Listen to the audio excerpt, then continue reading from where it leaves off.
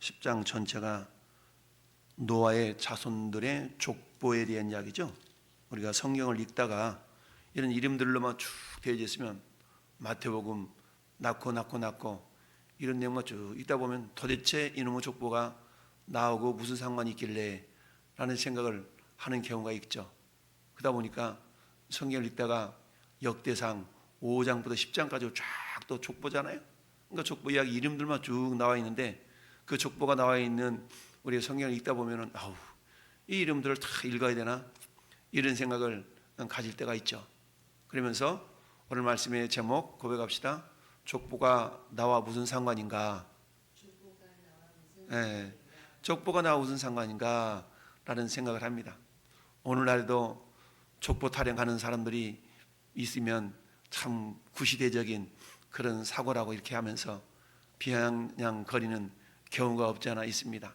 그러면서 너는 무슨 왕 몇 대 후손이냐 이런 경우가 종종 있죠. 물론 젊은 사람들은 그런 족보에 대한 관심이 별로 없는데 좀 연세가 있으신 분들은 족보를 굉장히 귀하게 여깁니다. 소위 말해서 뼈대에 있는 가문이라는 것을 뭔가 좀 드러내고 싶은 게 인간의 본성이죠.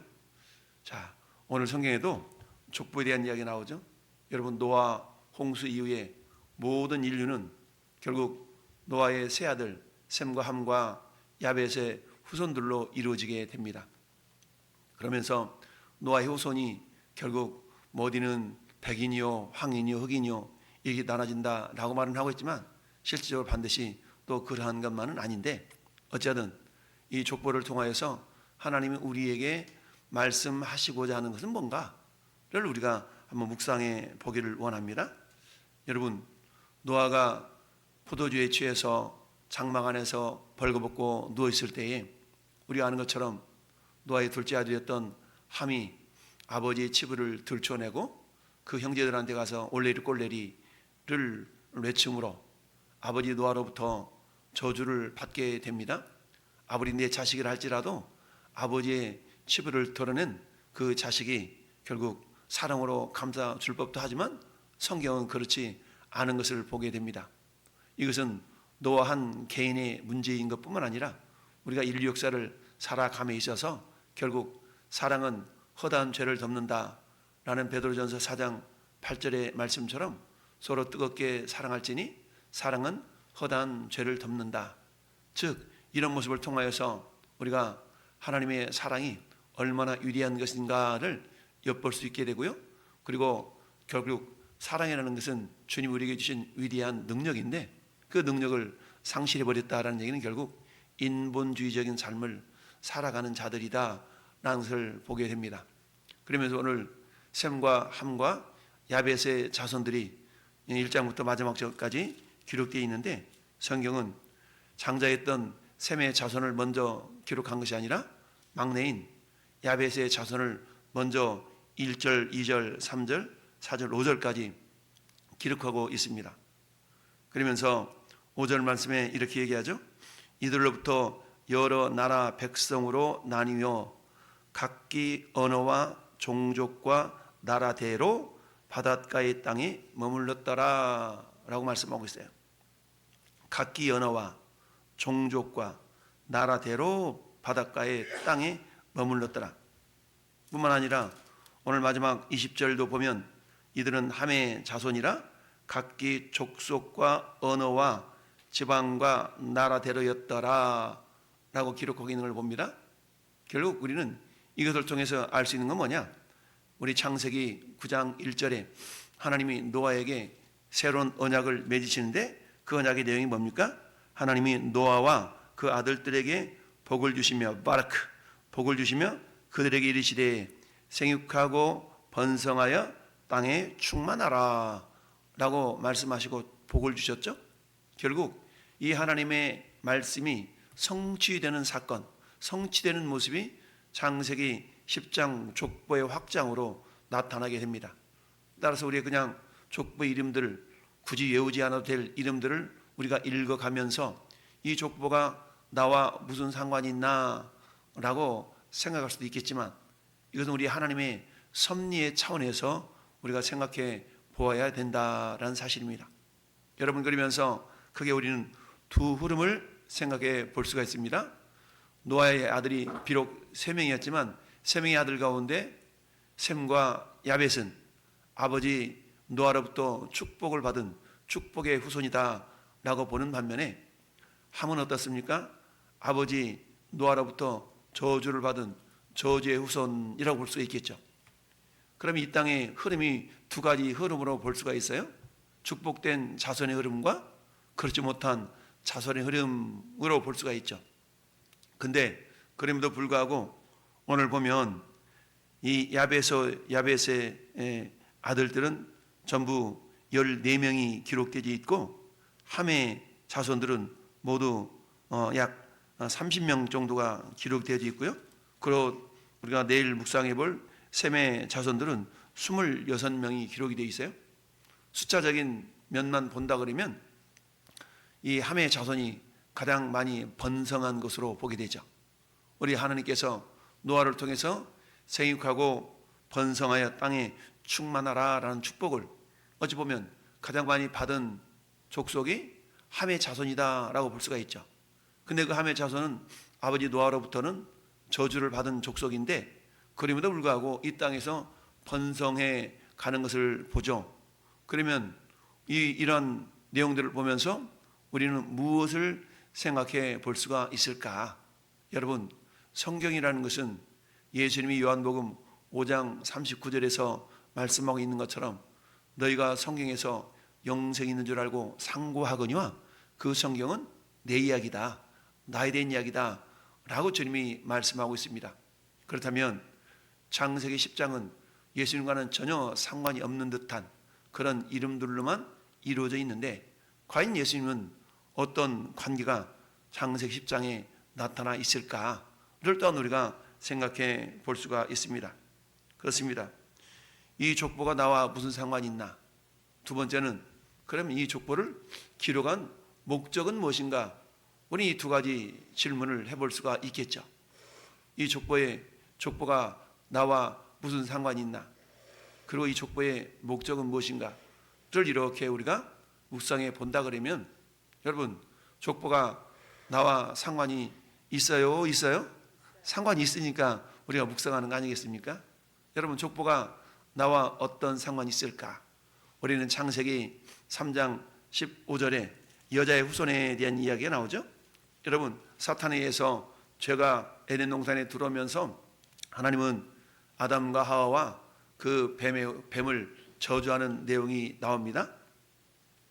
그러면서 뱀을 저주하시면서 내가 너로 여자와 원수가 되게 하고 내 후손도 여자의 후손과 원수가 되게 하리니 여자의 후손은 내 머리를 상하게 할 것이요 너는 그의 발꿈치를 상하게 할 것이니라. 우리가 보통 창세기 3장 15절을 원시복음이라고 이야기합니다. 이 원시복음이라는 것은 뭐예요? 이 말씀 속에서 누구를 발견할 수 있다는 얘기냐면 예수 그리스도를 발견할 수 있다는 얘기인데 여러분, 내가 너로 여자와 원수가 되게 하고 내 후손도 여자의 후손과 원수가 되게 한다. 여자의 후손 자체가 누구예요? 예수 그리스도입니다. 그러니까 사탄은 결국 예수 그리스도의 일을 방해하는 세력으로 등장을 하고 그 일을 또한 정복해 나가시는 분이 예수 그리스도이시다라는 것이 창세기 3장 15절에 나타내는 말씀이에요.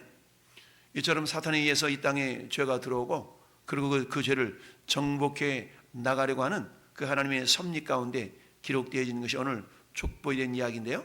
그 과정 속에서 정말 죄성이 강하게 드러났던 함의 후손들은 하나님으로부터 저주를 받아야 되는데 오히려 크게 번성한 모습을 보게 되죠. 그리고는 상대적으로 야벳과 셈과 야벳은 함의 자손보다는 더 이렇게 크지 않은 연약한 모습으로 이렇게 기록되어 있는 걸 봐요. 그러나 여러분, 그럼에도 불구하고 우리가 생각해 볼 수 있는 것은 하나님의 섭리를 생각해 볼 수가 있는데요. 이 함의 자손이 비록 이 땅에서는 번성한다 할지라도 그것이 이들의 궁극적인 종착지가 아니기 때문에 하나님의 은혜, 하나님의 섭리는 아무리 악인들이라 할지라도 이 땅에서 때로는 번성하도록 하나님께서 뭐 하신다? 배려하시고 섭리하신다라는 사실이죠. 그러니까 우리는 뭐예요? 악인들의 형통함을 바라보면서 성경 뭐라 말씀하고 있습니까? 악인의 형통을 부러워하지 말라라고 말씀을 하고 있죠.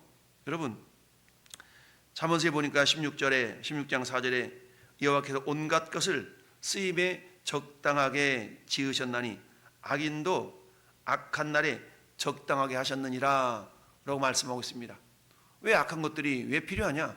하나님께서는 그 악한 것들도 하나님의 위대한 사역의 관점에서 본다면 필요하기 때문에 그걸 허락하셨다라고 볼 수가 있습니다. 물론 악인을 창조하셨다기보다는 그 악한 죄성 때문에 그들이 드러난 일들을 하나님께서는 어때요?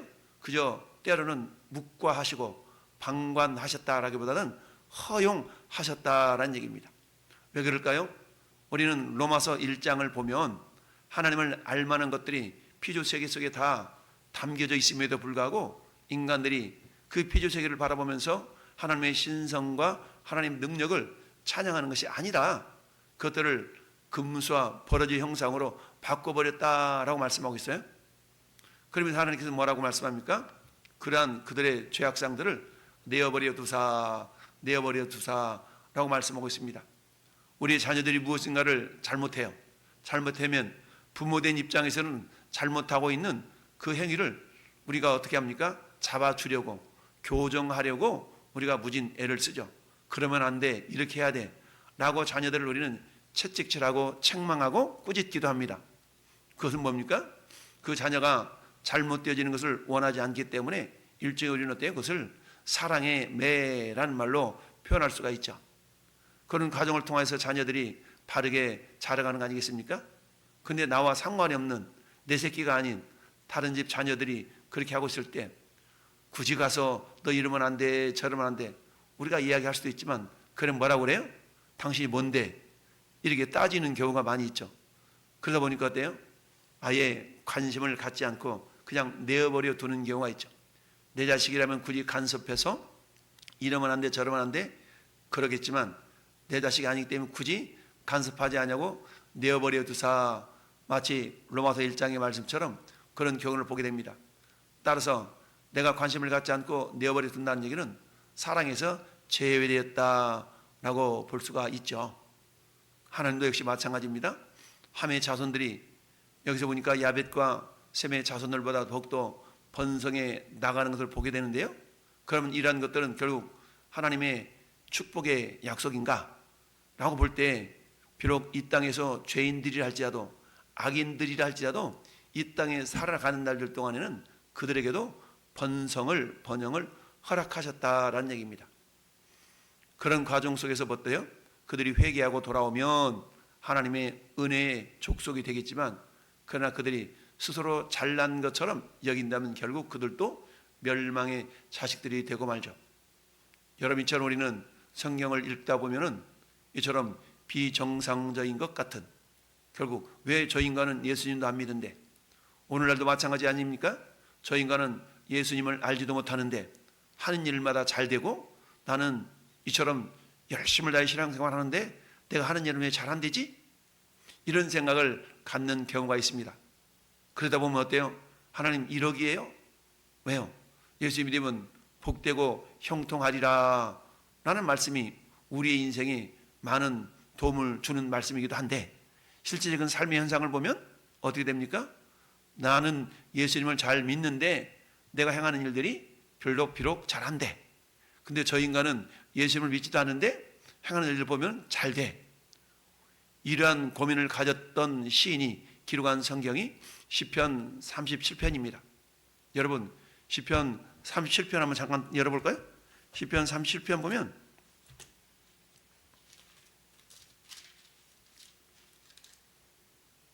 1절 이렇게 기록합니다. 악을 행하는 자들 때문에 불평하지 말며 불의를 행하는 자들을 시기하지 말지어다. 시기하지 말아라. 왜요? 그들을 보니까 자, 그들은 행하는 일들이 보니까 한 일 전부 다 막 잘 되는 것 같아. 21절 보니까 악인은 꾸고 갚지 아니하나 의인은 은혜를 베풀고 꾸어주는도다. 자, 6절도 보니까 그는 종일토록 은혜를 베풀고 꾸어주니 그의 자손이 복을 받는도다. 악에서 떠나 선을 행하라. 그리하면 영원히 살리라. 의인의 자손들은 끊어지지 않는다.